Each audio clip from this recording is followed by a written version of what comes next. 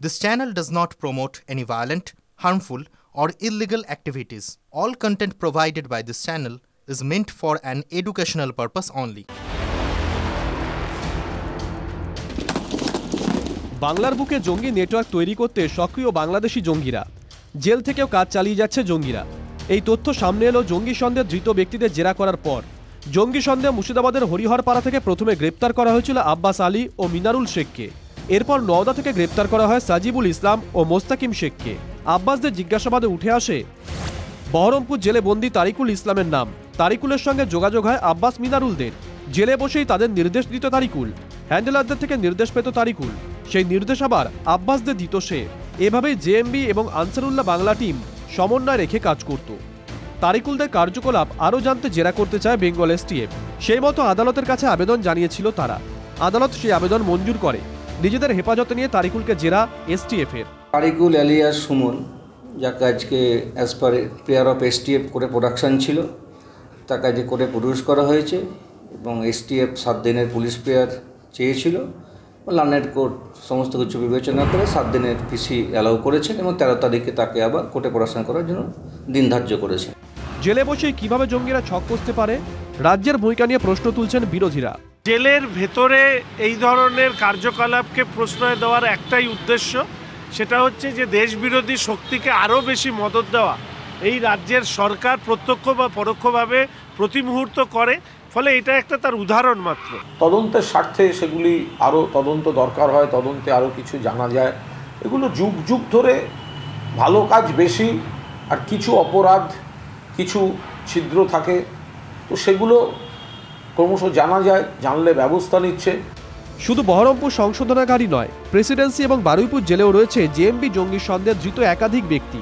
গোয়েন্দাদের সন্দেহ, জেলে বন্দী থেকেও বাইরে থাকা সদস্যদের সঙ্গে যোগাযোগ রাখছে তারা। গোয়েন্দাদের দাবি, বাংলাদেশেও একই কায়দায় জেলে নিজেদের সংগঠন চালায় জঙ্গিরা। সূত্রের খবর, জেলবন্দীদের সঙ্গে যোগাযোগ ছিল অসম থেকে গ্রেপ্তার নূর ইসলামের। অসম থেকে বাংলা এসে কয়েকবার বৈঠক করেছে নূর। তাই বেঙ্গল এসটিএফ এর পাশাপাশি অসম এসটিএফও তারিকুলকে জেরা করতে চায়।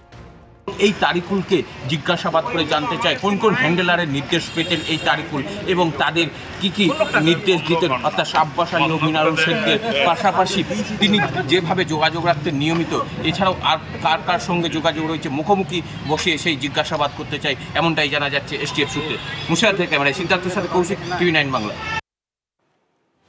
এই তারিকুলের নেটওয়ার্ক সম্বন্ধে আপনাদের বলছিলাম এবং এসটিএফ এর ভূমিকা। এই তারিকুলকে হেফাজতে নেওয়ার পর এবার অসম পুলিশের কাছ থেকে 3 জনকে হেফাজতে নেওয়ার পরিকল্পনা রাজ্যের এসটিএফ এর। মুর্শিদাবাদ থেকে ধৃত মিনারুল শেখ, আব্বাস আলী এবং সাদ রাডিকে হেফাজতে চাইবে এসটিএফ। হেফাজতে চাইতে অসম আদালতে আবেদন করেছে বেঙ্গল এসটিএফ। এই মুহূর্তে আরও একটা গুরুত্বপূর্ণ আপডেট, তার কারণ তাদের হেফাজতে নিয়ে জিজ্ঞাসাবাদ করতে চায় এসটিএফ।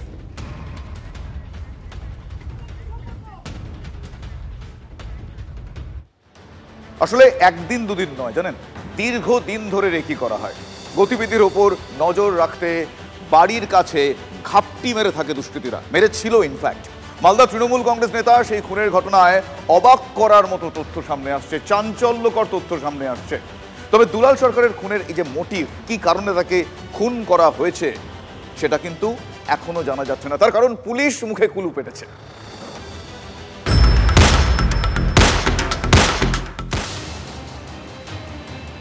মালদায় তৃণমূলের হেভিওয়েট নেতা খুনের মোটিভ কি?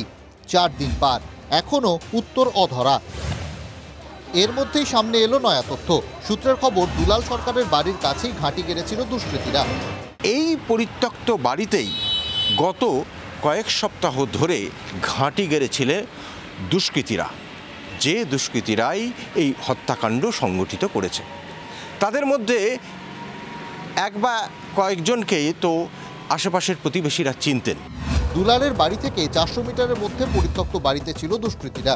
ওই পরিত্যক্ত বাড়ি আবার দুলাল সরকারের পুরনো বাড়ি লাগোয়া, যেখানে এখন আবাসন হয়ে গেছে।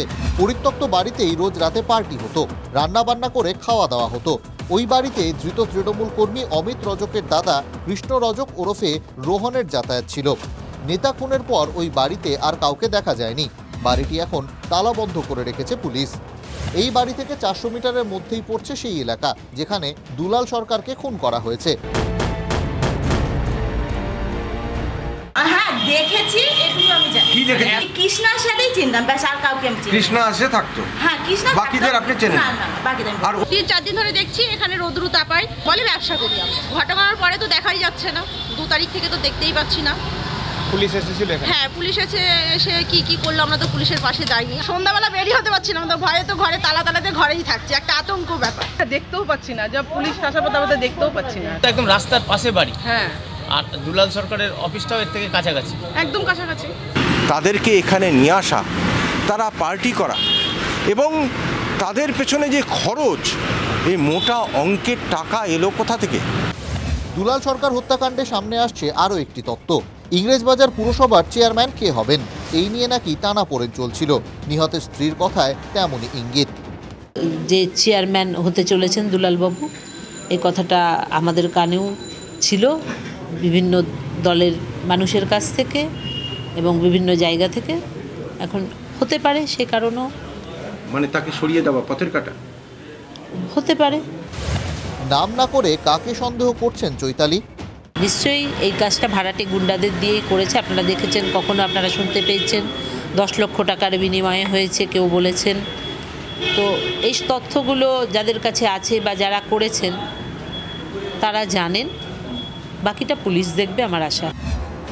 কার নির্দেশে ওই পরিত্যক্ত বাড়িতে থাকছিল দুষ্কৃতীরা? দুলাল সরকারের গতিবিধির ওপর নজর রাখতেই কি তারা ওই বাড়িতে ওঠে? গোটা পরিকল্পনার পেছনে কার হাত? এই সব প্রশ্নের উত্তর পেতে চান নিহতের স্ত্রী।